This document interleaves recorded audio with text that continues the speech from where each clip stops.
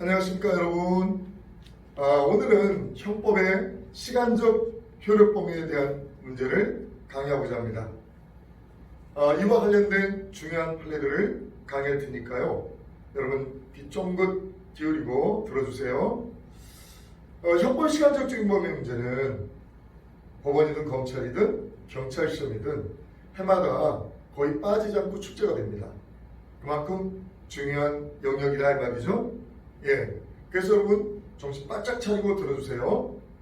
자, 먼저 형법의 시간적 적용 범위에 대해서는 우리 형법의 1조 1항과 1조 2항 그리고 1조 3항의 규정이 있는데요. 1조 2항에는 원칙 규정이 들어있어요. 그래서 범죄의 선입과 처벌은 행위시법에 의한다. 그러면 이것이 무슨 얘기냐면 행위시와 재판시의 법이 다르지 않으면 전혀 문제가 없어요. 근데 행위시법은 행위시법이고 재판시에는 법이 변경되었다. 개정이 됐다. 그랬을 때에는 여전히 행위시법, 행위종료시행법 그 법을 그대로 적용한다는 거예요. 그 말은 행위시법이 구법이고 재판시법이 신법인데 그 말은 재판시법, 즉 신법의 소급표를 인정하지 않겠다는 거죠. 이 말은 결국 뭡니까? 우리 형법이 취하고 있는 소급표 금지 원칙을 명문하는 거예요. 그런데 소급표 금지 원칙에도 예외는 있지 않습니까? 바로 뭡니까? 행위자에게 유리한 법률의 소급표는 인정한다. 행위자에게 유리한 법률의 소급표는 인정한다. 그게 바로 뭡니까? 1조 2항과 3항의 예외로 규정이 되어 있는 거예요. 먼저 1조 2항을 봅시다. 범죄 후 법률의 변경으로 그 행위가 범죄를 구성하지 않거나 행위자에게 유리하게 형이 경한 때에는 신법을 적용한다. 그 말은 행위자에게 유리한 신법의 소급표를 인정한다는 거죠. 왜? 그렇게 하는 것이 행위자에게 유리하니까. 이것이 첫 번째 예외예요. 그러면 여기서 범죄 후 법률의 변경이다.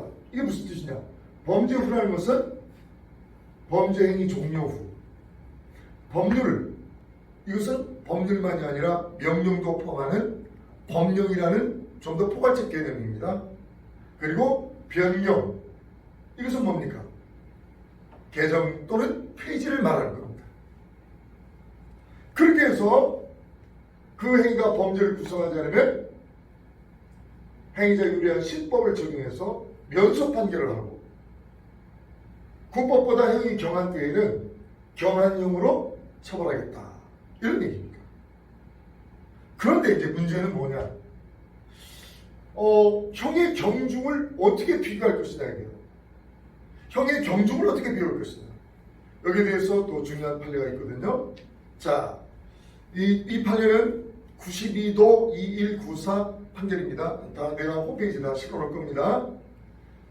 자, 이 판례를 보면 형의 경중의 비교는 원칙적으로 법정형을 표준으로 할 것이고 처단형이나 선고형에 의할 것이 아니면 법정형의 경중을 비교함에 있어서 법정형 중 변과형 또는 선택형이 있을 때에는 이 중 가장 중한형을 기준으로 해서 다른 형과 경중을 정하는 것이 원칙이다. 그 말은 무슨 얘기냐면, 자, 어떤 법이 행위 당시에는 3년 이하의 징역 또는 200만 원 이상 1000만 원 이하의 벌금으로 규정이 되어 있었는데 재판 시에 법이 바뀌어가지고요 3년 이하의 징역은 그대로 있고 1000만 원 이하의 벌금으로 변경됐어요. 그러면 이것은 1000만 원 이하라는 것은 5만 원 이상 1000만 원 이하라는 뜻입니까? 자, 여러분 보기에 행위시법이 가벼워요? 아니면 재판시법이 가벼워요? 당연히 재판시법이 가볍죠. 그렇게 적용한다는 뜻이에요. 그런데 이제 문제는 뭐냐? 더 중요한 문제가 남아있어요. 그게 뭐냐? 그러면 여기서 범죄 후 법률 변경이라는 그 말의 뜻이 무엇이냐 이 말이에요. 그것은 범죄 후 법률이 변경된 그 동기를 찾아봤더니 그것이 법적 견해의 변경, 즉 반성적 고려로 바뀌었다. 그렇다면 범죄 후 법률의 변경에 해당하지만 그렇지 않고 단순히 정체의 변경이거나 사실관계의 변경에 불과할 때에는 법률 변경에 해당하지 않는다. 이런 뜻입니다. 예, 바로 이겁니다. 그래서 만약에 그 법률이 변경된 동기를 따져봤더니 법적 견해의 변경이라면 그러면 행위자에 대한 신법을 소급해서 적용하지만 단순한 정치의 변경이거나 사실관계의 변경에 불과할 때에는 그대로 행위신법을 적용한다. 구법을 적용한다. 이런 얘기죠. 이것이 바로 우리 판례가 취하는 동기설의 내용입니다. 그 다음 여기서 중요한 것은 과연 법적 견해의 변경, 이것이 과연 무엇을 의미하느냐 이걸 봐야 되겠죠.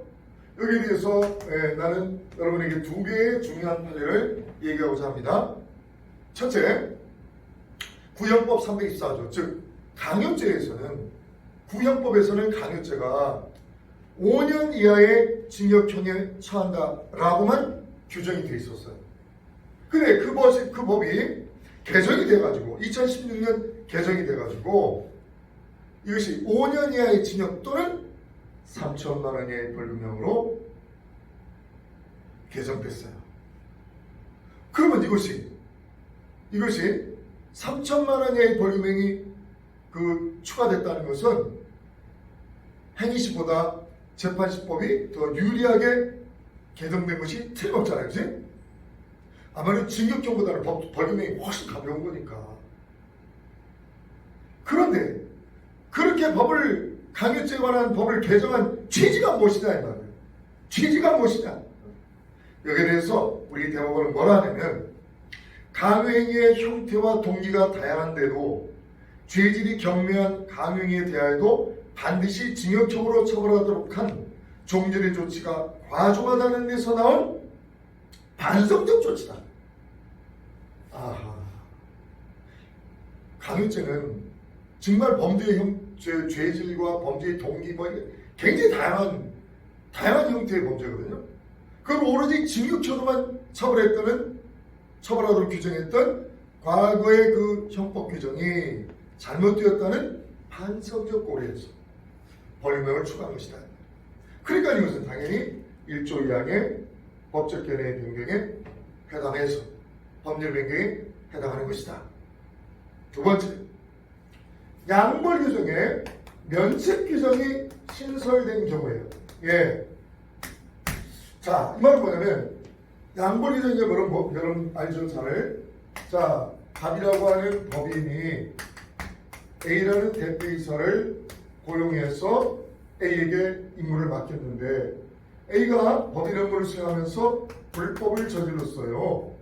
그러면 A 대표이사만이 아니라 각 법인도 함께 처벌하도록 하는 규정, 이걸 우리는 양벌 규정이라 하죠.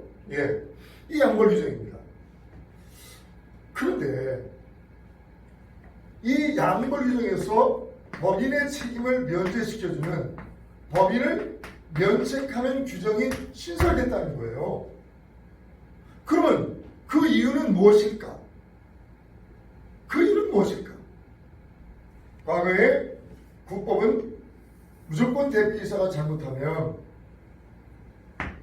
법인도 함께 처벌하도록 한 그런 양벌 규정이 지나치다는 반성적 고려에서 바뀌었다는 거죠. 그렇기 때문에 이것은 범죄 후 법률 변경에 해당하고, 그래서 유리한 신법을 소급해서 적용한다, 이런 뜻이 되는 거예요. 근데 이제 반면에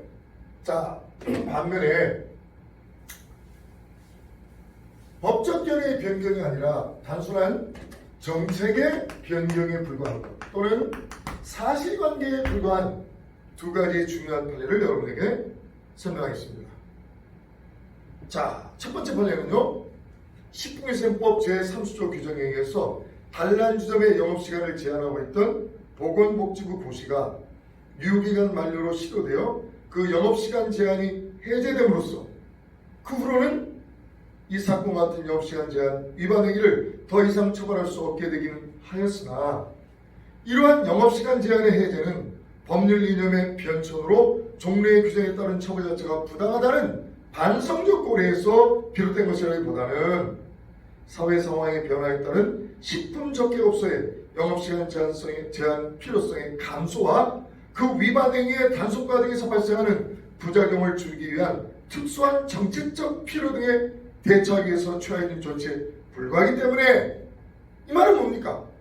과거에는 IMF 때 심야 영업시간을 12시에서 4시까지는 심야 영업시간을 제한했어요. 그때 심야 영업을 하다가 적발되면 형사처벌 받고 그랬었죠. IMF 때는 그랬었어요. 근데 이것이 심야 영업시간 제한이 IMF가 어느 정도 극복되면서 이것이 해제되었어요. 그 말은 뭐냐면 과거의 심야 영업시간 제한이 잘못되었다는 반성적 고려라기보다는 이제는 국민들에게 심야 영업시간 제한을 해제해서 국민들에게 좀 더 자유로운 활동을 할 수 있게 해야 되겠다는 정책의 변경으로 그렇게 바뀌었다는 거예요. 그런 이것은 1조 2항의 범죄와 법률 변경이 아니죠. 그렇죠? 그 다음에 또 하나 이제 문제를 판례를 보겠는데요. 바로 중개보조원 고용인원수 제한 규정이 폐지되었을 때 그 전에 범한 위반 행위의 가벌성이 소멸되는가? 아니라는 거예요. 자, 무슨 얘기냐면 과거에는요 법인인 중개업자는 10명, 공인중개사 자격을 가진 중개업자는 4명, 중개인인 중개업자는 공인사 자격이 없는 중개업자는 2명까지만 중개보조를 고용할 수 있었어요. 그런데 이것이 폐지된 거예요.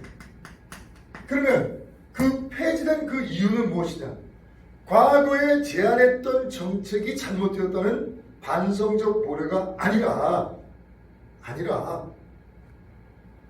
이제는 더 이상 규제할 필요가 없다는 정책의 변경으로 그렇게 바뀌었다는 거죠.